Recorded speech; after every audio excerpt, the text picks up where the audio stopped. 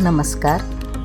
वैदिक विश्व या यूट्यूब चॅनेलवर आपले सहर्ष स्वागत आहे. वैदिक सणांचे योग रहस्य भाग 15वा. माघातील तपोमास. आता माघमास येतो. माघ मासालाच तपोमास म्हटले आहे. धनधान्याने पुष्ट झालेल्या साधकाला आता तपाकरिता सिद्ध असायला पाहिजे. तपाशिवाय सामर्थ्य नाही आणि सामर्थ्याशिवाय ज्ञानप्राप्ती नाही. ऋतमच सत्यचापिद्धा तपसोऽध्य जायत वेद सांगतात. अमावस्येला मौन पाळायचे असते.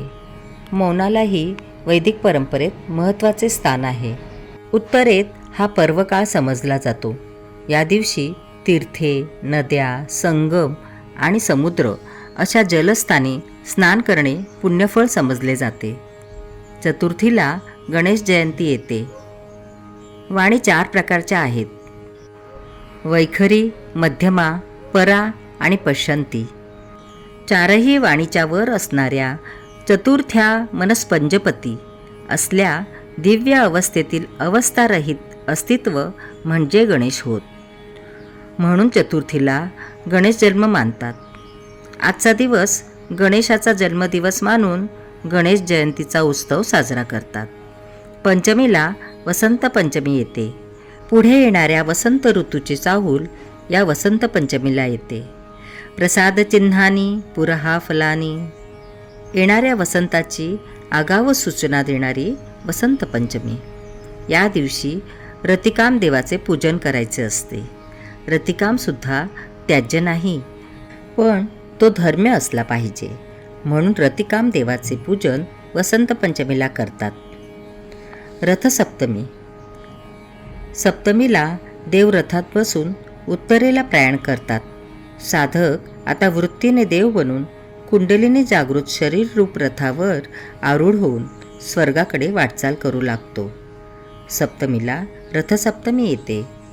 तपोमासात अनेक तपे करून साधक आता स्वतः देवत्वाने परिपूर्ण झाला आहे. सप्तमीला देवरथात बसून स्वर्गाला जातात. या साताचे वैदिक परंपरेत फार महत्त्वाचे स्थान आहे. अभिमन्यू ज्या चक्रव्यूहात घुसला त्या चक्रव्यूहाला 7 द्वारे होते आणि शेवटच्या 7व्या द्वारावरच तो सातांकडून मारला गेला. ऐरावताचे बाबतीत सुद्धा आपण हेच पाहिले की त्याला ज्या 7 सोंडी होत्या त्या साधकाच्या शरीरातील सप्तचक्रेच होत. तद्वत आता साधक देव बनून विमानाने स्वर्गात जातो, पण त्या सप्तचक्रांचा भेद करूनच. म्हणून देवाची रथयात्रा सप्तमीलाच सुरू होते. या दिवशी सूर्यनारायणाची प्रतिमा काढून त्याची पूजा करायची असते आणि त्याजवळच मातीच्या नवीन गाडग्यात दूध व तांदूळ घालून ते गाडगे सूर्याचे उन्हात ठेवायचे अशी प्रथा आहे. अशी भावना असते की तो भात सूर्यकिरणांनी तापून आपोआप त्या गाडग्यात तयार होतो. एक वेळ अशी होती की साधकात हे सामर्थ्य राहत असे की सूर्यकिरणातून आवश्यक तेवढी उष्णता घेऊन त्या गाडग्यातील तांदूळ शिजून त्याचा आपोआप भात होत असे. साधकाने तपोमासात काय सामर्थ्य कमावले हे पाहण्याचा दिवस म्हणजे रथसप्तमीचा दिवस होय.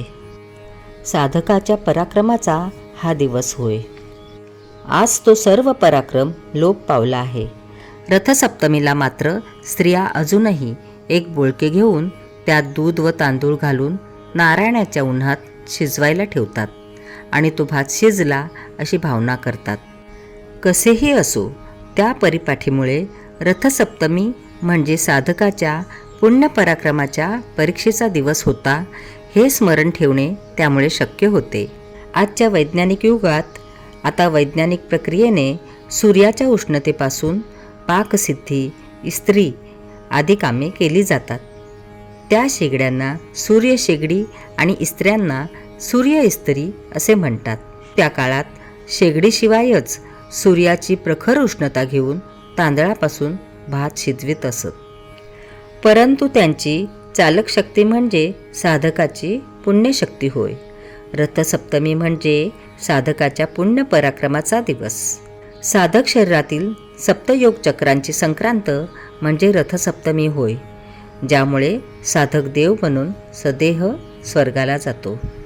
भारतातील प्राचीन योगसाधनेच्या प्रसारासाठी या चॅनलची निर्मिती करण्यात आलेली आहे. माहिती आवडल्यास चॅनल सबस्क्राईब करा, इतरांना शेअर करा. पुन्हा भेटूया पुढील भागात. धन्यवाद.